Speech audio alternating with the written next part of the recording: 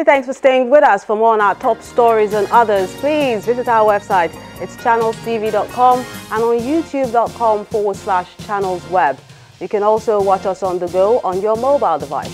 Log on to m.channelstv.com or download the Channels TV app for Android, iOS and Windows phones from their respective stores. Having the Channels TV and Channels 24 app will give you access to news and updates.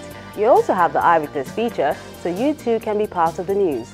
Just install the app, then tap and swipe to reveal the Eyewitness menu and follow the instructions to share those pictures, videos or news of happenings around you. The governor of Anambra State, Willie Obiano, is the sole candidate at the primary of the Chief Victor Oye-led All Progressives Grand Alliance, ABGA. The party leadership believes that several forms were available for sale, but only Governor Obiano completed and returned it. About 1,109 delegates vote in the process, monitored by officials of the Independent National Electoral Commission, INEC. And to talk about this issue in Anambra State and especially in ABGA right now, where we have Governor Obiano as the sole candidate, we're being joined by our political correspondent, Seun Okinbaloye. Seun, you're welcome to the show. Thank you so much, Melinda. Seun, is this strange? Well, it may not be strange, especially when you have a party, a ruling party, and that is seeking to re-elect its candidates. Usually you almost get this in Nigerian politics.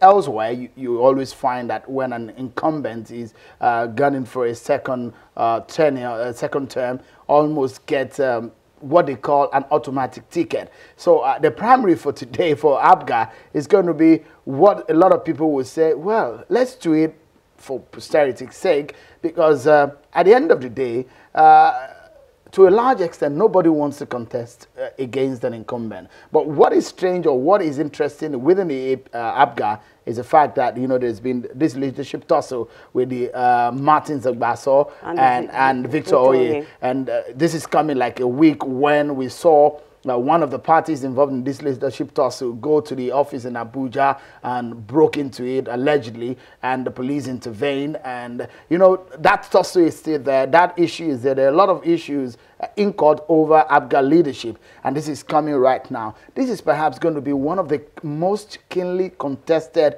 governorship races in the history of Anambra State. The reasons are so much.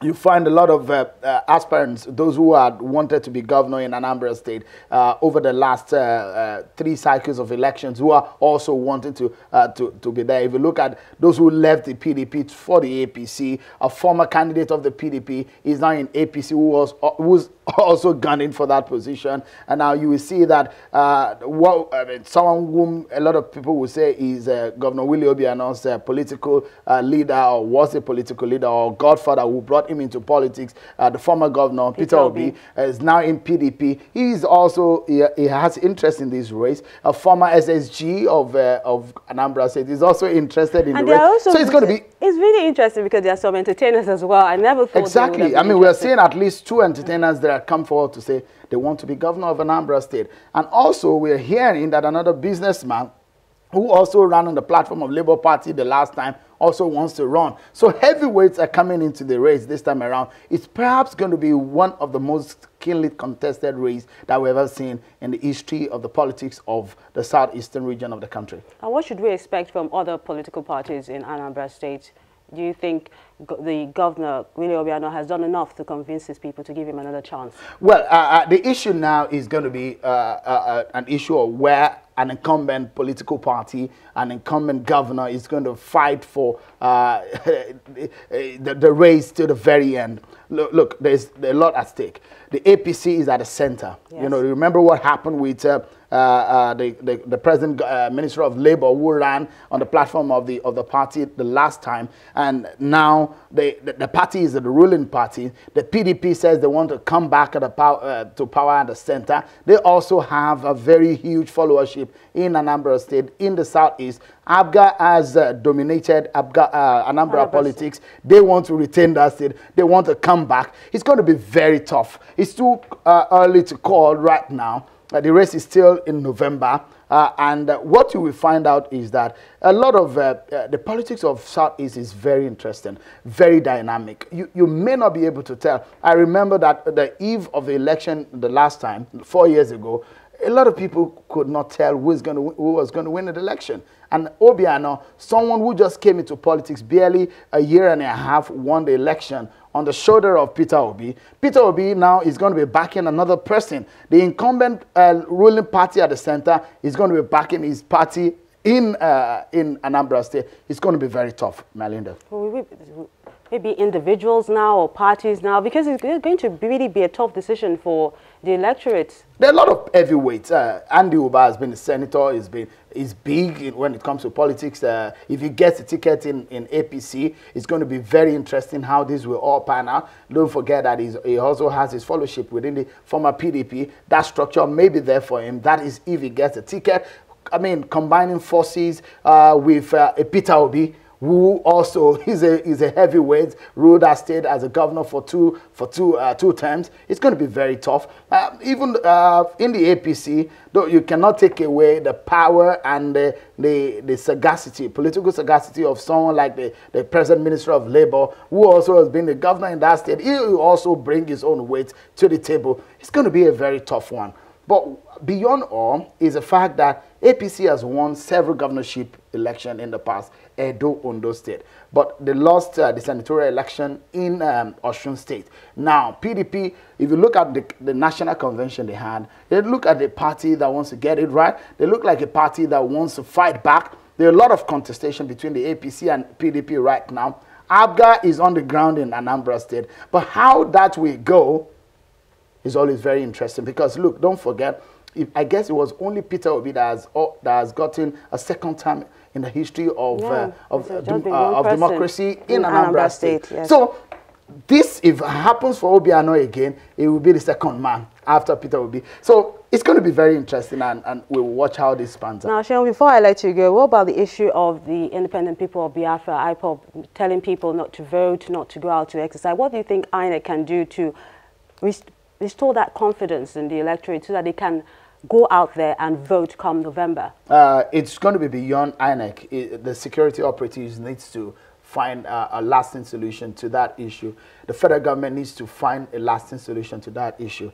The man in question, the group that we're talking about, they have a lot of followership in Anambra State, beyond Anambra State, southeast region of the country. They have their followership. They have like a court followership. You can't take that away. Average people there have some kind of followership with this group. You can't take it away. So there needs to be some level of political solution to that issue. Some security decision needs to be made to douse the tension, so that you will not find a solution. I mean, a situation of shifting the date of the election. Then INEC will have a tough job of sensitizing the people. The voter education will be more than what INEC has ever done before in the election that we have had in the past. So INEC will do a lot of work. The federal government and security agencies will have to do a lot of work too.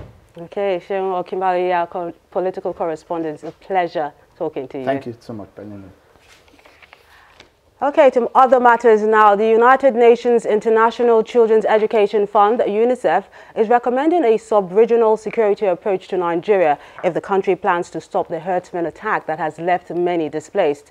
The UNICEF country representative to Nigeria, Mr. Mohammed IV, made a recommendation during a visit to over 5,000 internally displaced people in riverine communities in Benue State. The United Nations International Children Education Fund country representative to Nigeria arrived at the riverine communities in Buruku Local Council, one of the worst hit local councils by armed herdsmen in Benue State. Over 5,000 women and children have been displaced, and now the UN country representative to Nigeria says it's important that the internally displaced persons get help in the way of healthcare and sanitation facilities to prevent an outbreak of communicable diseases. I'm delighted to see that water, sanitation and hygiene is integrated into the education system. I think that's some of the things that we are working towards, to have this integrated package, that we understand that the child need is not only skills, competencies and knowledge, but it's also accessing to water and sanitation. And I have noticed that it's separated between boys and girls. It means that at least this gender dimension is important, and we have seen through study that sometimes making the learning environment more conducive, more sensitive to gender-related issues can boost also girl education. We address the state of nutrition of these affected children. The IDPs were not left out, and had to reach areas were also inclusive. And as of the women, our events also cover them. Because when a mother is not empowered in the family, the children suffer. Benue State farmers have endured the challenges of internal displacement for over 6 years now. A quick solution to the herdsmen violence, be it local or sub-regional, will help save many lives in the months ahead. Still to come on the program, the Enugu state government intends to improve its healthcare facilities in the state. We'll bring you more details in a moment. Stay with us.